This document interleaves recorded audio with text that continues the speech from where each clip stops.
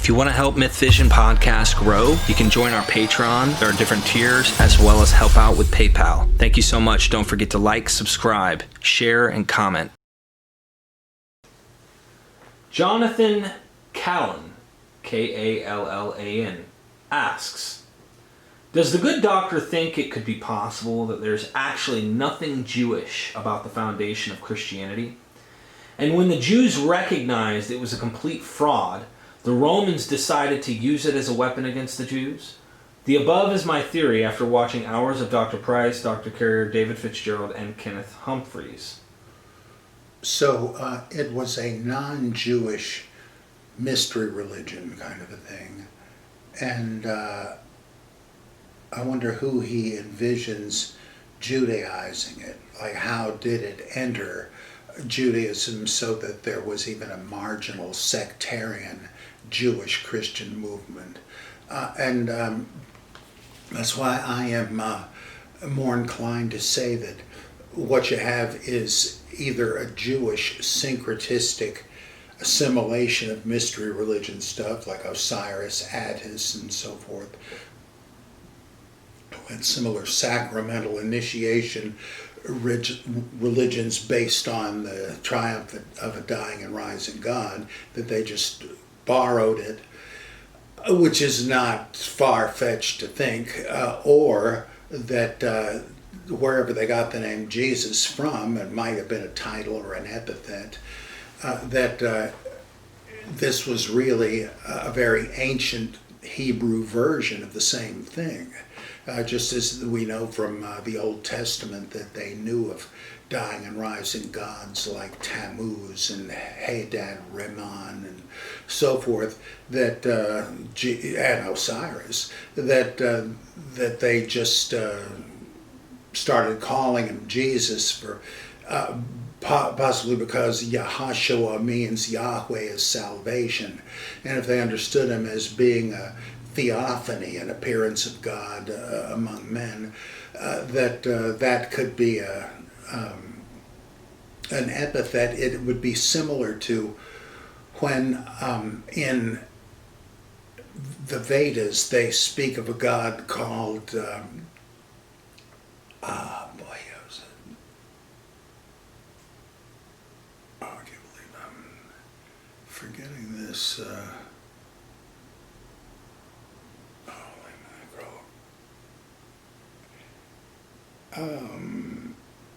Rudra, who was a god of nature, and you had to be very careful with him because he was responsible for all the plagues and hurricanes and earthquakes and all that. But by the same token, he could give prosperity, and so you had to butter him up with sacrifices and praise and all that. Well, it appears that one of his epithets was Shiva, the auspicious one, the object of our hopes and so forth, and that he was known eventually as Rudra Shiva and finally just as Shiva, and perhaps because they thought his name was too holy to bandy around, or they were afraid to speak it, like speak of the devil and he'll appear. We don't know, but those are both well-known superstitious aspects of religion, and it could be that they just started referring to Jesus by an epithet, so it could be homegrown, another one in the same mold of these adjacent agricultural initiation religions, or it could have been borrowed lock, stock, and barrel at some point, and that almost doesn't matter, because if it were inherently Jewish, it would have been, again, the local version of a common thing. So it wouldn't have been borrowed, but it needn't have been borrowed. It would already have been in there, tied to the sacred king mythology and so on.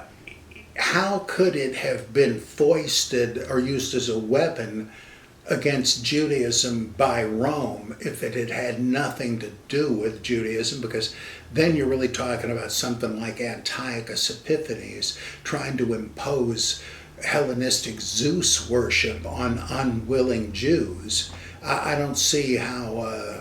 I don't see any reason to think that, and it does create a bigger problem than it solves. That's interesting. From I'm probing on his question, he it sounds kind of a Roman provenance type of position. It's not that totality of Roman provenance here, but the idea that it would do that, could it work in a political sense rather than being a weapon? In a sense, it works politically, because the way I understand James Stephen Valiant, author of Creating Christ, is politics and religion they're inseparable in the ancient world. So technically, could it, instead of being a weapon, which we've heard Joseph Atwell, for example, kind of implements that it's not necessarily a weapon, but a satire in a negative way, kind of weapon-like, so to speak. Depends on what he's discussing, but could it be, instead of that, something truly of a religious significance, like you said with mystery schools, in a Jewish context, but also trying to syncretize, because of the Jewish customs that separated them from the rest of the world in such a way that they were almost like the lone wolves in a larger empire. The Romans said, hey, they're lazy, they're this, they're that. There's just constant issues going on between the Jews and the Romans. We need a new religion that conflates or harmonizes, syncretizes these two movements, or these two groups of people, Romans or Jews and others, so to speak. What do you think of that? And then technically, would it mean that it needed to be Jewish originally, or could it be a collaboration between both groups? Well, that's much more trouble than you'd need to go to. It seems to me that really all they needed was to come up with something that would throw a wet blanket over zealotry, armed resistance, troublemakers, and so forth. And that's all that would require, was to try to come to some accord with Jews, which Pharisees and Sadducees both already practiced. I mean, they were accommodationists, and by that I don't mean quislings, as some people seem to think it means. They just were realists and said, look, we're going to get our butts kicked if we make the mistake of fighting Rome. We've done it before. Look what happens inevitably. Let's just render unto Caesar that which is Caesar's, and unto God that which is God's. They're not trying to stop us from keeping our laws. In fact, Rome was pretty sympathetic and generous on that score. They recognized, because they thought that religions that even seemed kind of silly to them were to be respected if they were ancient. And they certainly, that's why they gave Jews exemption from the military, so they wouldn't have to fight on the Sabbath and things like that. They were very accommodating, and Josephus takes that approach, and everybody calls him a traitor. I think that's probably a bit extreme. He says, look, Vespasian, Titus, you wouldn't have had this problem if you didn't have these nuts like Judas of Galilee and Menachem and all these kooks who stirred up the people to a futile, bloody end. Well, yeah, there's no doubting that. Of course, he's right. And you couldn't say that the Pharisees and Sadducees were fake Jews or something. It's just Jews had lived under the government of foreign overlords for centuries, and they knew they weren't all bad. And it was sort of a moot point to say, well, yeah, but really we're waiting for King Messiah to come and kick their pagan butts, because it wasn't a pressing matter. If you had Jewish writers that could speak of Cyrus as God's Messiah, like in Isaiah, so I don't see the need for them to have gone that far. Again, I don't see how it would not be like Antiochus Epiphanes if you said, well, Jews, your religion is just too problematic. Why don't you forget about it and totally redesign it and so forth? Now, something like that had happened at the end of the Babylonian exile, when the sponsors of the reestablishment of the temple in Judaism were Persians, who basically sent Jewish representatives of the Persian government to basically impose Zoroastrianism. But they were able to do that in Jewish terms, and it didn't seem that discontinuous. I think the result was a long-standing schism between the Pharisees or Parsees, who embraced Zoroastrianism because they saw definite advantages in it theologically, like the idea of Satan as the real origin of sin. Well, that created problems, but that solved a big problem that they had had for a long time. How can God be in charge of this mess? And the resurrection, it was an attractive idea. And well, that would explain why we seem to be getting the worst part of the deal here. We're not delivered and all that. Well, maybe we will the next time. So there was a lot of attraction about that, and it was pretty easy to assimilate. It does look like that's what they're trying to do. And they said, for instance, that the prophet Zoroaster was actually Baruch, the assistant of Jeremiah. That's a heck of a claim, but rabbis made it. And because they're trying to get the two together, and they're not that incompatible. When you take, oh boy, I wish I'd have thought to mention that when we were talking about characters from other religions or mythologies borrowed. Well, in effect, that's what they did. They tried to say, oh, we're not listening to some foreign pagan like Balaam or something. No, it was Zoroaster, who was the assistant of Jeremiah. So he's got to be okay. That's pretty amazing. But you could do assimilation like that. And when Sadducees didn't buy any of that, and probably ridiculed the Parsees, the Pharisees, they just said, you guys are modernists. I don't know where you get this stuff.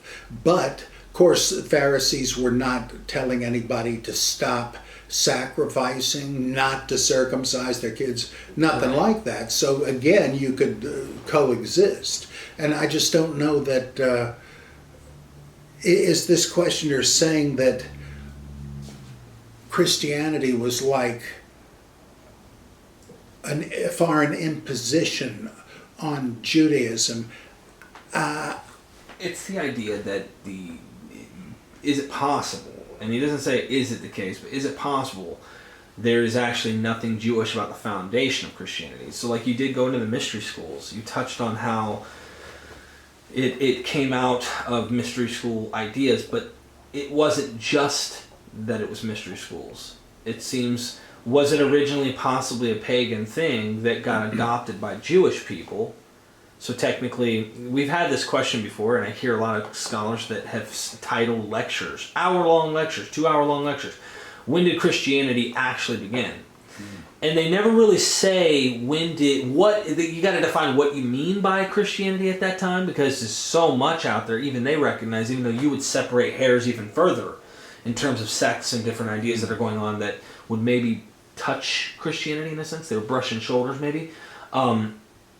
Was the foundation possibly not Jewish to begin with, then became Jewish? You're coming out with a book, Rejudaizing Jesus. Is it possible that the origins of this whole thing was a mystery school thing that had nothing to do with Judaism? It is possible, but then you're talking about syncretism. How much could they borrow? And yeah, they could have, but I think that may be a superfluous theory, in that they already had a Jewish dying and rising God, Yahweh himself. People in the mainstream like to ignore Geo Widengren, a Swedish scholar. The guy, his work is amazing, and all the data he brings up just ignored by most people, though nobody actually says he's a fraud or a nut. They just don't really give him any airplay. And so I don't know that you need to resort to that. That's in a sense a kind of a weird play on the apologetics idea that Judaism had a stable identity all the way through. Apologists then say, oh, you see, they never would have accepted borrowings from other religions, which they thought were completely false. Well, this is a sort of a similar thing, saying if there was a mixture between the two, who imposed it? Because that's what you would have to have done. It's not that clear. Paula Fredrickson in this Paul the Pagan's Apostle, she shows all kinds of interesting evidence that Jews didn't mind swearing out contracts and stuff, invoking pagan gods. They didn't care. Nobody was going to make a big stink of it. It was just the way you lived in a cosmopolitan society. And we have other stuff that like Jewish sarcophagus that has the menorah on it and the wheel of Attis's resurrection.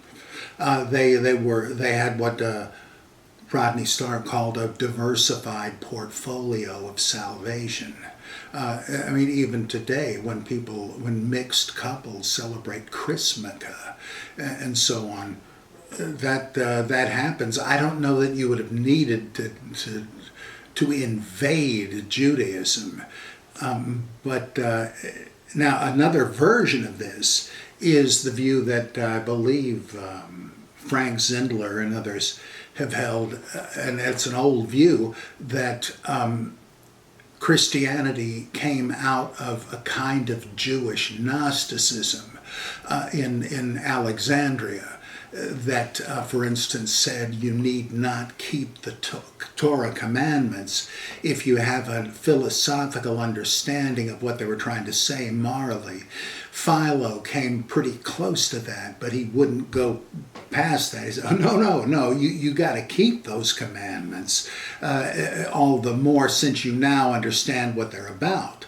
Like I used to feel that way when I went to the Episcopal Church when they would have the Eucharist. It enhanced my reverence for it to think about its pre-Christian origins with the body and blood of Osiris and all that. That didn't negate it for me. It enhanced it. I said, this is part of a chain that reaches into remote antiquity.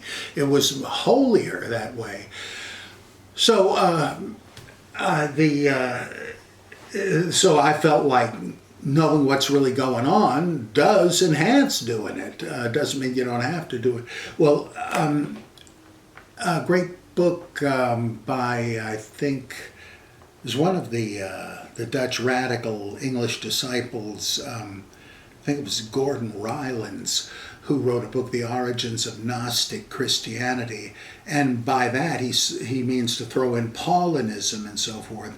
And he goes through stuff we read in the ancients about the Naasene sect, who said that Jesus, Adam, and Attis were the same person.